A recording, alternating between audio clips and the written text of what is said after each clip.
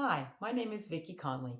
I've been quilting for about 15 years and enter many juried shows and exhibitions, and my husband and I always take the photographs of my art quilts. Your art may be fabulous, but if you don't have a good photograph, the jurors will hardly ever even consider it.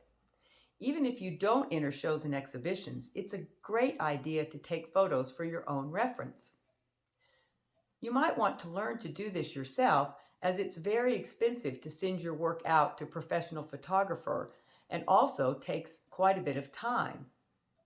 Getting just a small amount of equipment, you have the convenience of doing this in your own studio. A good art quilt photo should fill the frame of the camera, leaving just a small amount of white space showing around the edges of the quilt. It should also be square and centered in the frame and be in good focus. In this Creative Spark class, I'll cover how to get your quilt pinned to the design wall square and level using a laser level in order to get the best possible photograph. No fingers. I'll go over some do's and don'ts on how to set up your camera.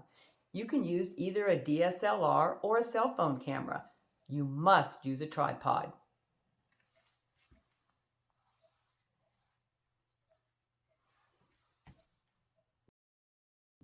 I'll show you some homemade lighting setup that gives great even lighting to my quilts, even in a small studio space.